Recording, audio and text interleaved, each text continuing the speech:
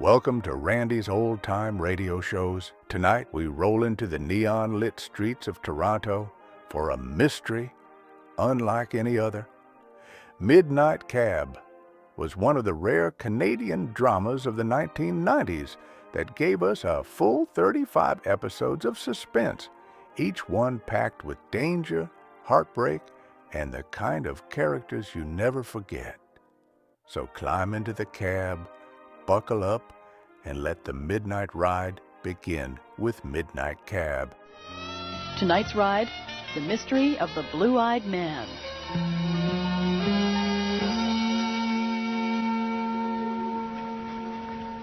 August 12th. It still seems unreal. Here I am, in the middle of 3 million people, sitting on the window ledge of my own apartment over this pawn shop on Church Street. Well, me and 16 pigeons. 2 weeks ago, I was in Big River. Population 2,050. One less now. Finally, it was easy, more or less. All you have to do is leave. On the road. A novel to write. Places to see. Toronto is just my first stop. So first stop. I mean, that's why I'm out here. To see the world. To experience everything. But I didn't think it would get so weird so fast. So, you've driven before? Yeah. Where? Big River. Where? It's near Thunder Bay. Yeah? Big River. What the hell's that? It's like a town. Well, this is like a city. You understand the difference? Yes, sir. I'm desperate. You're hired. I guess I should have told Mr. Piatelli that it wasn't really a taxi cab I'd driven in Big River. It was a forklift out at the lumber yard. But I needed a job. I mean, I really needed a job. When I first arrived, I had $800 in my pocket. I thought I was rich. One day later, it was almost all gone. On first and last month's rent. It's all yours, son. Thanks. Taillights out on the left side. Sometimes it stalls for no reason. Okay? Okay. Mr. Piatelli, he says you're a recent immigrant, too. Well, I guess. So, we'll see. Martha, my wife, she's a great cook. You will come over for supper one night. Well, sure. Thanks. That was the first time I saw Jacob Koronsky. Tall and thin, stooped a little, blonde hair thinning, tired looking, but something, what's the word? Patricianal about him, too. I was to see him one more time. New boy. New boy, come in. Hi. What's your name so I can write it down at least? Walker.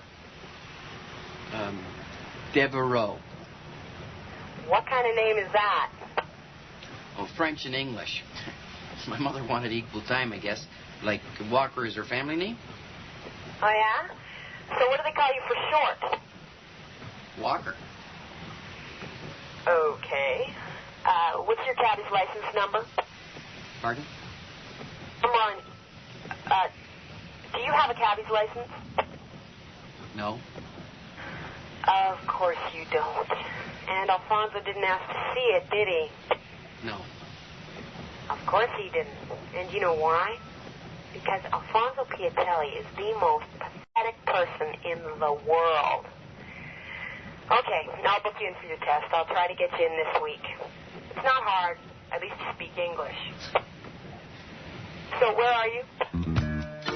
My first fare turned out to be this very short little old lady dressed all in black, standing in front of an all-night supermarket. At first I thought she was a little kid, surrounded by 3 bags of groceries, except it was almost 1 o'clock in the morning. Did you call a cab? The old lady looked at me sharply for a moment, her face thin and white under her black head covering. Then she started to pick up the grocery bags. Here, I'll get those bags. Wet night, eh? 462 Karlov. Okay. Whereabouts is that? 462 Karlov. Right. I'll look it up on my map. Good time to go shopping, eh? Not very crowded? Too late. Too late. What? Too late. Okay. You stay here out of the rain for a minute. I'll put the groceries in the trunk. Good boy. I walked back to the cab, turned it off. I remember shifting the grocery bags into my left hand, walking back to the trunk, opening it, and putting the groceries in. 2 of the bags landed on his chest. The other one landed right on his face. Oh, God. What is it? Boy. It's, don't come here, lady. Don't come here. But she did. She sloshed across the puddles and looked in. He was looking back up at us from around the groceries. I knew he was dead right away because he looked just like every dead guy I'd ever seen in a movie. His mouth open in a kind of silent scream, his head pushed over at a funny angle, and his eyes, pale blue like glass, were staring straight up at us. Too late. Too late. Too late. I think she meant, like, she should have been home safe in bed or something. Ah. So, Walker Devereaux. Yes, sir. Yeah, this is a puzzle. 3 drivers. Alfonso Piatelli, Jacob Koronsky, and you. Now, how long you been driving cab, Walker? About an hour? Tough luck, huh? Yeah. How strong are you, Walker? Oh, I don't know. You strong enough to break a man's neck? I've never tried. I mean, it wasn't me. It wasn't. How old are you? 19. 19. God. What I'd give to be 19. I've just, arrived in Toronto about 2 weeks ago from Big River. That's up near Thunder Bay. I'm just, on the road. I want to be a writer like Jack Kerouac or Salinger or, I'm into the 50s, you know. Why? I guess because all the writers I like, they just seem to be before the 60s. Maybe that's not a good thing? Well, it's not a bad thing. No. Now, this is a bad thing. Stiffs and trunks are nasty, Walker. Right. Now, here's what I've got so far. Joe Smart, who works at Piatelli's cab company, checked the air and the tires, including the spare in the trunk, before Piatelli took it out this morning. Nobody in the trunk. Piatelli drives the cab, then he hands it over to Jacob Koronsky, who hands it over to you. Mm-hmm. The 3 drivers swear they have either been in the cab or within sight of the cab all the time. No one has seen anything suspicious. So, how does the body get into the trunk of the cab? I don't know. Okay, let's suppose one of you is forgetful. That the cab was left alone for a short while. Somebody went in for a coffee. Piatelli paid a visit to his bookie, right? But there isn't any sign of forced entry into the trunk. No Jimmy marks. Can't get at it from inside the cab. There's nothing. 2 sets of keys. One stays with the car. The other one's in Piatelli's office. Maybe somebody got that key, or maybe a duplicate. Maybe they picked the lock. Yeah, maybe. But it's kind of hard to hold a stiff under one arm and pick a lock. Especially, in public. But the question is, the bigger question is why? Why would anyone dump a corpse in the trunk of a cab anyway? If they want to hide it. Seems to me there must be at least 1,000 better places. No, I think this is what happened. You, or Koronsky, or Piatelli, had an altercation with this guy. You killed him, panicked, stuck him in the trunk until you could think of something better to do. How about it? Did you do it, son? No. If I did, why would I open the trunk? Well, you wouldn't. Unless you were very, very smart. Inspector Kiss led me down a long, narrow hall to another room where Jacob Koronsky and Mr. Piatelli were already waiting. Mr. Piatelli was smoking a cigarette underneath a "Thank you for not smoking" sign. Jacob Koronsky was standing in the middle of the room, his tall, thin frame motionless, his eyes half closed. Hello, Mr. Koronsky? Hello there, Walker. Walker, yes. How are you holding up? Oh, okay. Good. Strong? Yes. Oh, well, that's good. Strength. Right. Okay, gentlemen, if I could have your attention for just a moment. On this table, you'll see the few items that forensics found in the trunk of the car. Now, before they take them away again, I'd like you to have a look at them, just in case. They might mean something, like a clue. Yeah, thank you, Mr. Piatelli. Alfonso, hey, you know me. Yeah, I know you, Alfonso. Okay. One yellow golf tee. Who golfs? I never golf. It's not mine. A baggage ticket, Air Canada. Rusty safety pin. The murder weapon. Well, sorry, I can't help it. I get giddy. I get giddy when I'm under pressure. Not that I'm under any pressure, you understand. Book of matches. 78 cents and change.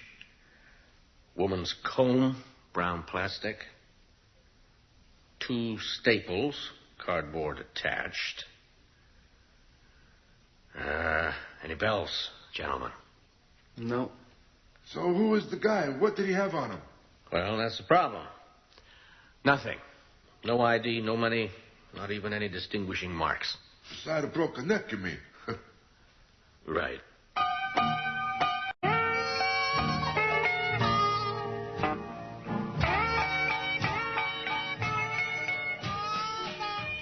I was really tired by the time I got back to my place, climbed up the 3 flights of stairs, unlocked the 2 doors, and put on my Sonny Boy Williamson tape.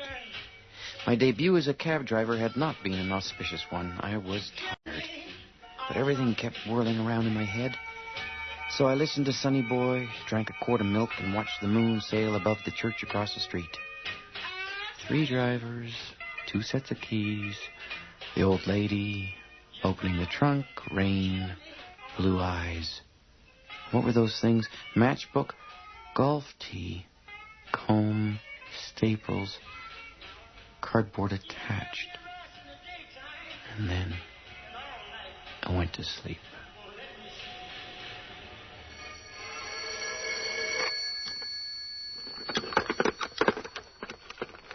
Hello? Mr. Devereaux, is this Walker Devereaux? Mm-hmm, yeah. I'm sorry to call you at such an hour. Jacob has not come home. What? I called Mr. Piatelli. I got your number. This is Mrs. Koronsky, Jacob Koronsky's wife. He's not at Mr. Piatelli's. Well, he's not here either, Mrs. Koronsky. It's just like, me. He's afraid. The police. What about the police? Could you meet me somewhere? I thought you'd be older. Nope. I recognize you right away, like you said. You're... Nice, famous red beret. Yes. I would have noticed her right away anyway. Blonde, like Mr. Koronsky, slim, a strong, watchful face. She had a sweater coat wrapped around her as if she were cold, her eyes puffy now, swollen from crying. Thank you so much for coming here. That's all right. I just don't know what I can do. I don't know either. I just know that I must do something. And you were the last person. You were in the cab when that body was found. Isn't that right? Yes. I'm hoping that you can remember something. You saw something that will lead the police away from Jacob. Mr. Devereaux, I'll tell you why, if you promise not to tell a soul. All right. Jacob, he has no papers. He's in this country illegally. That's why he is so afraid. That's why he runs. He's afraid the police will find out and deport him. Do you see now? Yes, I see now. But, Mrs. Koronsky, if he runs, if he tries to disappear, won't the police be even more suspicious? I mean, they'll be looking for him for murder, not... Shh. I'm sorry. We have no friends. We moved here, we moved there, always on the move. I have no one to turn to, just you, Mr. Devereaux. I'm not asking you to lie to the police. I'm just asking you to think. Think. They arrest the right people and they forget about Jacob. But I told them all I know. I don't know anything. Anything. Really. Mrs. Koronsky looked at me for a long moment, then nodded and smiled. Her eyes filled with tears. I felt awful. Hello? Anybody in here? Yeah. Hi. Hi. Mr. Piatelli said you were in here. I'm Walker Devereaux. The new boy. Yeah. Hi. Hi. Wow, you really know how to start off a job in a big way, new boy. Walker. The name's Walker. Krista Papadopoulos. Nice to meet you, Krista. That was awful, though, eh? Last night? Yeah. Alfonso's kind of out of his mind today. I mean, even more so than usual. He said you all had to go and look at the body. And you found it. Yeah. God. So, like, what did it look like? Was the tongue swollen? Were the eyes, like, bulging out? Jeez, I don't know. I don't think so. I was just wondering. Krista? You know those trip sheet things we have to fill out after every fare? Time and place, how many passengers, destination, all that? And sign it and give it to me after your shift, which you didn't do, yeah? Do you think it would be possible for me to, see Jacob Koronsky's?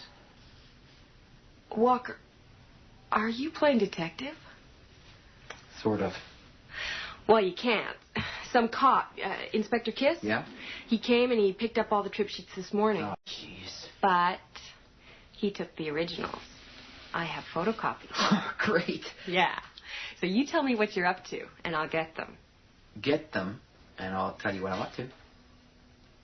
Okay. So, are you surprised? About what? About me in a wheelchair. No. Oh, you mean you expected to see me in a wheelchair? No. Well, make up your mind, Walker. There's a lot of strange people in Toronto. Krista Papadopoulos is one of them. But, I don't know. I liked her right away. Something about how she looks up at you and dares you to put one over on her. Dares you to a fight almost. And at the same time, she's sort of like really warm. I don't know. Anyway, I told her. I didn't tell her about Mrs. Koronsky and her husband and all that. I told her about how I'd been going over everything in my mind, looking for any little thing at all. 3 drivers, 2 keys, locked trunk, and then, all of a sudden, I had the answer. Like it was obvious. So where you going, man? 622 Eastern Avenue. Oh, you don't want to go there, man? Why not? Because I don't know where that is. Really? I'll look it up on my map. It'll be cool. I think half the cabbies in Toronto don't know where they're going. You got that right, man. Where you from? Not here. You say Toronto. No, I'm not from here. Well, I'm from here now, though. Toronto. Until I move. I figured that it would have taken 3 men, so I looked for a 3-passenger fare on Koronsky's trip sheet with Krista Papadopoulos peering over my arm. It wasn't hard to find. He'd picked up 3 passengers at 622 Eastern Avenue and taken them to 1523 St. Clair Avenue West. I went there first. It was cheaper. I could go out St. Clair Avenue on a streetcar. 1523 turned out to be a store, Angelo's Body Shop. I peered through the dusty front windows, saw a universal gym and some weights leaning up against a wall. It was closed. A row of shiny garbage bags. One of the bags was larger than the rest. Orange, the kind you use for picking up leaves. It was like a kid's game. Which item does not belong in this drawing? I looked around. I knew what was inside even before I opened it. A large cardboard box, folded in 2 and stamped flat. It was still sealed on top with heavy tape, but underneath, it was open. A few large staples still clung to the cardboard. See you around. Thanks. Yeah. Good luck, man. And now, I had backtracked to 622 Eastern Avenue, where Koronsky had picked up the 3 passengers and a large cardboard box the day before. I watched the cab disappear in the dark and then turned towards the house. It was narrow and old and run down, squeezed between a factory wall on one side and a chain-link fence on the other. No lights on in the windows. It looked abandoned. What was I doing here? I could be safe in my room, writing my novel, listening to Sonny Boy Williamson. I could be in Big River. The air smelled heavy and thick, like warm bread. And I thought I could smell the lake out there somewhere, too. Something more acid and colder under the warm bread smell. The door into the wooden front porch was locked. I don't really know what I thought I was going to do. Look in a window, I guess. See something, anything, even just 3 suspicious-looking men, and then call the cops. But now, if there was no one there, I could just go home. And then I thought of Mrs. Koronsky, of Marta, sitting in that donut shop, her eyes swollen.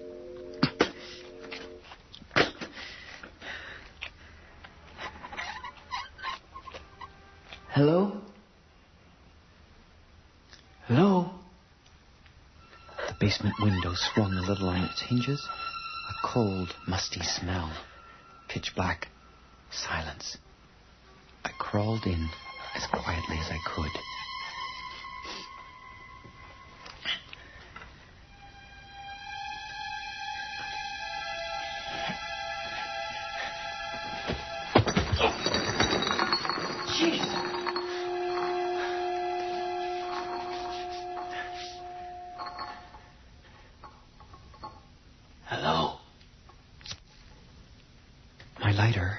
A small yellow circle in the dark. Shadows seemed to jump and dance at the edge of it. I could see a rusty old bed spring propped up against a metal post, a tangle of cardboard boxes, a glimpse of the stairs to the first floor, and something wavering in the dark just outside the flame. Some darker darkness, just there. I moved towards it, stretching out the lighter as far as I could reach, and then I heard... Right above my head, on the floor above, someone was moving across the floor. I let the flame go out and froze. I couldn't see a thing, but I knew someone was standing at the top of the basement stairs. I moved silently forward, trying to remember where the steps were to get underneath them before he came down. My hand touched a wooden step. I slowly eased under the stairs and then stopped, because I knew that someone was under the stairs too, right behind me.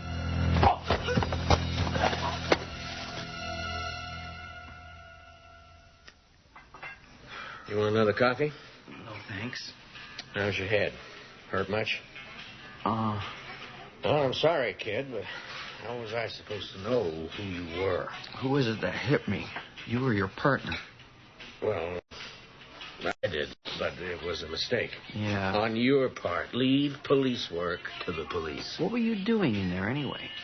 Just checking on all the fares on Piatelli's trip sheet. Kronsky's trip sheet. It's typical police donkey work. More to the point, what were you doing in there?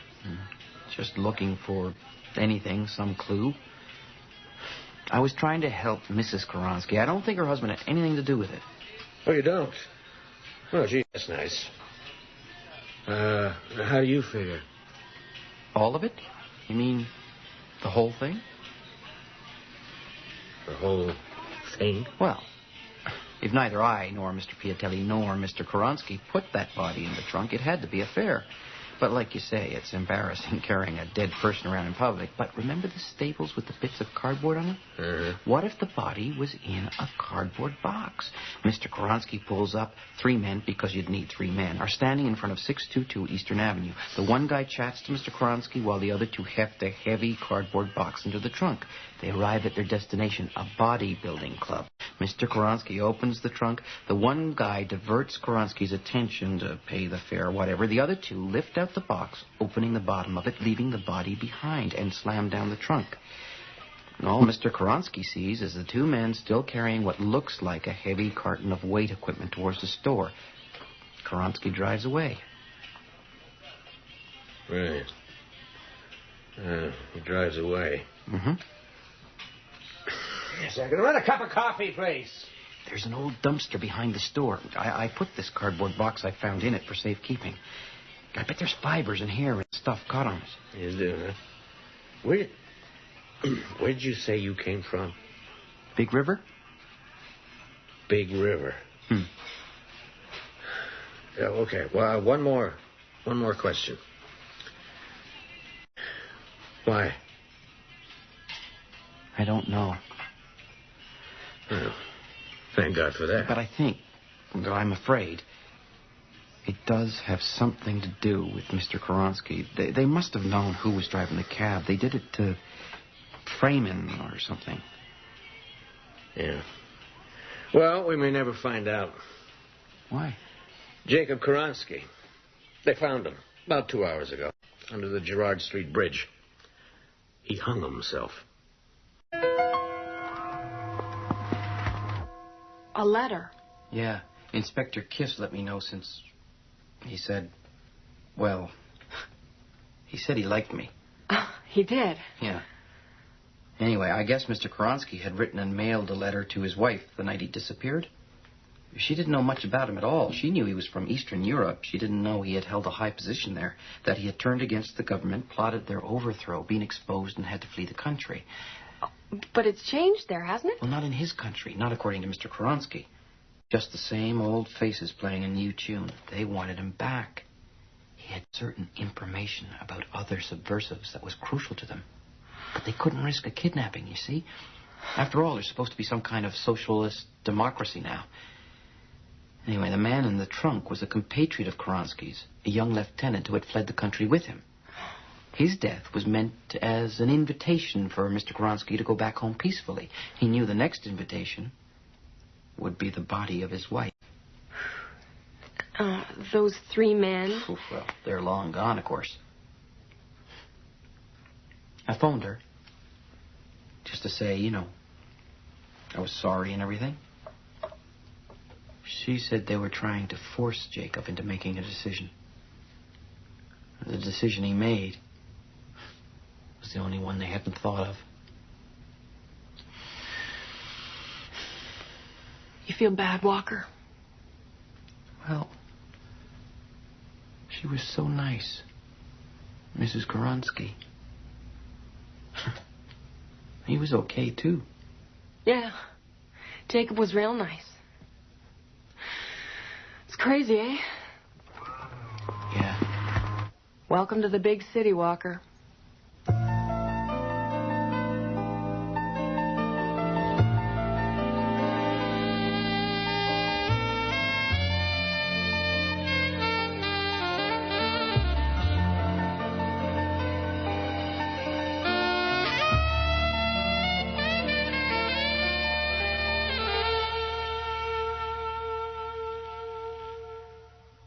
Well, folks, that's all for this episode here on Randy's Old Time Radio Shows. Now, bringing these golden oldies back to life takes no small amount of time and effort from our good friend Randy, cleaning up the audio, converting the files, and making sure each show has the best audio possible. If you've enjoyed the program and you'd like to help keep these classics on the airwaves night after night, why not consider a small donation? Every penny goes straight to supporting Randy's work and helping this channel stay on the air. You'll find the links down in the description below. And for those of you kind souls who've already given, Randy tips his fedora to you. Your support truly keeps this old radio spirit alive. Thanks ever so much. And until next time, keep those dials tuned and keep the memories rolling.